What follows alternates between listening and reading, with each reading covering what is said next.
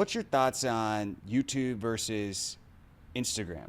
Because, Instagram's our favorite platform. I honestly wish I wish we were recording when we were talking about that earlier. We were just destroying We were Instagram. pretty much destroying Instagram for like an hour while we were standing outside. But Yeah. the short of it for me is, number one, I guess, so I actually just made a YouTube video about this, but I guess for me, the formula when I broke down, so first principles of marketing is what? Try to get the person to consume as much of your information as possible before they get on a sales call. At least that's the way that I see it, right? Yeah. There's no doubt that the more somebody consumes of your stuff, whether it's ads or VSLs or whatever, the higher the chance of buying is. And so when you look at Instagram, the average consumption of a reel is maybe 30 seconds, maybe 7 seconds to 20 seconds. So where an average video on YouTube, for us is about 6 minutes. So if you're the average person is spending, 20 times more time on YouTube than Instagram, then obviously you're going to have a higher conversion rate. And then the other thing is the quality of the person that watches Instagram versus YouTube. It's like, even the stats came out, which is what I cited in my YouTube video, but people spending Pew Research did a study, 2025, people earning over $100,000 a year, 60% of them say that they ever use Instagram. 90% of them say that they use YouTube.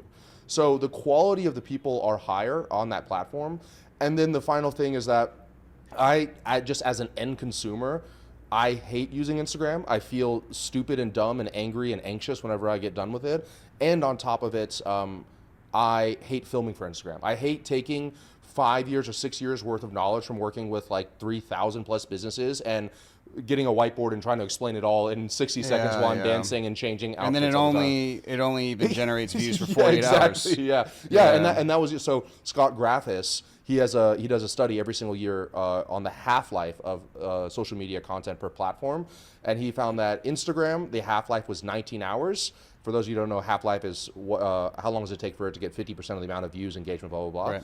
So Instagram was on average 19 hours, YouTube 9 days on average, almost 10 days. Oh my God. Yeah, so you're on Instagram, you're working 10 times harder for 1/20th the average consumption time, and for less qualified people to be on the platform than you would do on YouTube. Yeah, and the thing too with Instagram is there's a lot of people who are really big, but like you have to put them in the proper context. So like I was actually following, right before we started, I was looking on Instagram and I was like checking out somebody in my industry who's a sales trainer.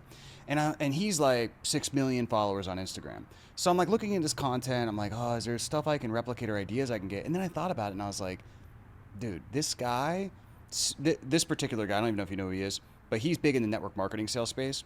And he speaks on probably 100 stages a year. Yeah. So then I'm like, okay, is his Instagram big because of his content? Yeah. Or is it big because he did a 60-minute or a 2-hour keynote in front of 1,000 to 2,000 people, and in his keynote it said follow me on Instagram, and then like that's where they're keeping up with him. Yeah. But that's not where the relationship was built, which is where I think like, because I've thought a lot about this, it's like you don't really want views, you want an audience. Yeah. Like you want relationships with as many people as possible. Okay, how do you do that? It's got to be long form, and I think the most accessible way is YouTube.